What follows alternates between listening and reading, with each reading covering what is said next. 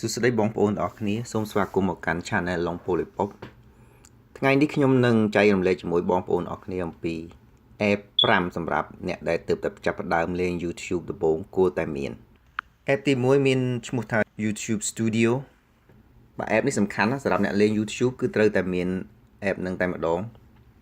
បងប្អូនអាច download បាននៅក្នុង Play Store ណាបងប្អូនអាច download បាន free ហើយ App នេះត្រូវបានកសាងឡើងដោយ YouTube ផ្ទាល់តែម្ដងវាអនុញ្ញាតឲ្យអ្នកលេង YouTube ហ្នឹងគ្រប់គ្រងនៅវីដេអូរបស់ខ្លួនបានស្រួលដោយសារតែវាមានកម្មវិធីជាច្រើនដូចជា comment កន្លែង comment នេះបើសិនជាមានអ្នកណាគេសរសេរអ្វីនៅលើវីដេអូរបស់បងប្អូនហ្នឹងគឺបងប្អូនអាចចូលក្នុងហ្នឹងឃើញ comment ថ្មីបំផុតគឺវានៅខាងលើតែម្ដងងាយស្រួលដល់ម្ចាស់ channel ក្នុងការឆ្លើយតបក្រៅពីនឹងនៅមាន feature ជាច្រើនទៀតដូចជា analytics នេះប្រាប់បងប្អូនអស់គ្នាពីវីដេអូដែលត្រូវបានគេមើលច្រើនជាងគ្នាក្នុងរយៈពេល48ម៉ោងចុងក្រោយហើយវាក៏បានប្រាប់ពីទឹកលុយដែលបងប្អូនទាំងអស់គ្នាបានរកបានបើសិនជា YouTube បងប្អូនអស់គ្នាត្រូវបានបើក monetization ហើយវាក៏ប្រាប់ពីវាប្រាប់ច្រើនវាប្រាប់ពីចំនួនដែលគេចូលចិត្តចំនួនដែលគេមិនចូលចិត្តភាគរយនៃការចូលចិត្តចំនួន subscribe នៅក្នុងរយៈពេល28ថ្ងៃចុងក្រោយក្នុងរយៈពេល48ម៉ោងចុងក្រោយគឺមានទាំងអស់បាទអញ្ចឹងខ្ញុំសូមផ្ដល់យោបល់បងប្អូនអស់គ្នា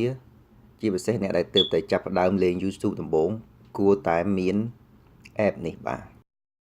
app ទី2ដែលខ្ញុំសូមផ្ដល់យោបល់បងប្អូនអស់គ្នាគួរតែ download នោះគឺឈ្មោះថា Canva app នេះគឺជា app មួយដែលអនុញ្ញាតឲ្យបងប្អូនអស់គ្នាធ្វើការបង្កើត thumbnail សម្រាប់ក្របវីដេអូរបស់បងប្អូនអស់គ្នា app នេះល្អត្រង់ថាវាមានគំរូ thumbnail ជាស្រេចហើយបងប្អូនអាចប្រើដោយឥតគិតថ្លៃទេអាចប្រើនៅក្នុង app ក៏បានអាចប្រើនៅក្នុង computer ក៏បានបើបងប្អូនទាំងអស់គ្នាចង់ដឹងពីរបៀបបង្កើត thumbnail ដោយប្រើ app ឈ្មោះ Canva នេះអាចចូលទៅមើលវីដេអូរបស់ខ្ញុំដែលខ្ញុំបានធ្វើពីមុនបាទ app ទី3ដែលខ្ញុំសូមដល់យោបល់បងប្អូនអរគ្នាគួរតែមានឈ្មោះថា Monday គឺ app មួយនេះសំខាន់សម្រាប់ខ្ញុំហើយខ្ញុំគិតថាវាសំខាន់សម្រាប់បងប្អូនអរគ្នាដែរជាពិសេសអ្នកដែលទើបចាប់ផ្ដើមលេង YouTube ដំបូងដើម្បីឲ្យ channel របស់បងប្អូនអរគ្នាទទួលបានការ subscribe និងការចូលមកកាន់ទស្សនាជាប្រចាំគឺយើងត្រូវតែ upload ជាប្រចាំហើយដើម្បី upload ជាប្រចាំបងប្អូនត្រូវតែផលិតវីដេអូជាប្រចាំទៅបងប្អូនមានអ្វីសម្រាប់ upload app នេះវានឹងជួយរំលឹកបងប្អូនអរគ្នាពីការងារដែលបងប្អូនត្រូវធ្វើហើយមួយទៀតនោះគឺថាបងប្អូនអាចមើលការរីកចម្រើនរបស់បងប្អូនអរគ្នាបានដោយចូលទៅមើលនៅក្នុងកាលវិភាគរបស់បងប្អូនដែលបានកំណត់ឬក៏ផែនការដែលបានធ្វើសម្រាប់សប្តាហ៍នីមួយៗខែនីមួយៗឬក៏ឆ្នាំនីមួយៗហ្នឹងហើយប្រៀបធៀបនឹងការពិតតើបងប្អូនអរគ្នាបានអនុវត្ត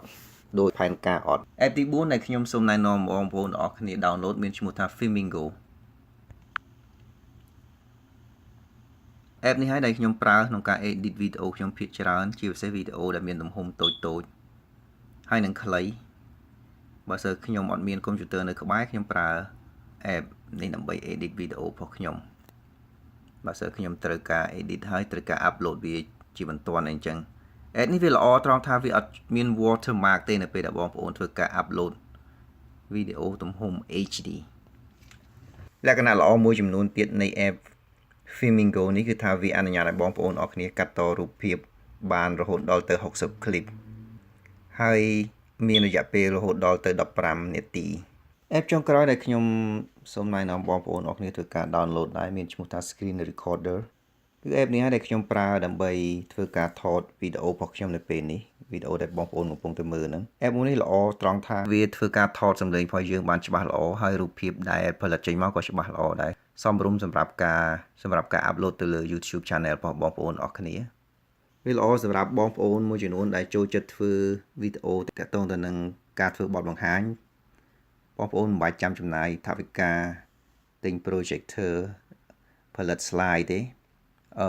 បងប្អូនអាចគ្រាន់តែសរសេរអ្វីដែលបងប្អូនចង់បង្ហាញហ្នឹងហើយថតវាជារូបភាពមកហើយយកវាមកបញ្ចាំងនៅលើ screen ទូរស័ព្ទហើយ ធ្វើការថតសំឡេងយកតែម្ដងក៏បានគុណភាពដែលចេញមកគឺថាច្បាស់ល្អជាងការថតនៅលើ screen ទៀតដោយសារវាអត់មានការផ្លាតពន្លឺមកវិញពី screen ឬក៏ slide projector ដែលបងប្អូនដាក់ប្រចាំងនៅលើជញ្ជាំងទេបាទសូមអរគុណច្រើនដែលបានចូលមកទស្សនា channel របស់យើងខ្ញុំបើសិនបងប្អូនអរគ្នាមានសំណួរឬក៏មានចម្ងល់ណាមួយដែលចង់សួរអាច comment សួរនៅខាងក្រោមបានហើយបើសិនបងប្អូនមានស្គាល់ app ណាផ្សេងទៀតដែលចង់ចែកម្លែងជាមួយពួកខ្ញុំដើម្បី channel របស់ពួកខ្ញុំបានរីកចម្រើនដូច channel របស់បងប្អូនដែរសូម copy link នៅខាងក្រោមទៅដើម្បីឲ្យពួកខ្ញុំបានសិក្សារៀនសូត្របន្ថែមសូមកុំភ្លេចចុច Subscribe ដើម្បីទទួលបានវីដេអូថ្មីៗដែលពួកខ្ញុំនឹងផលិតជាប្រចាំហើយនៅពេលនេះសូមអរគុណយើងជួបគ្នានៅក្នុងវីដេអូលើកក្រោយ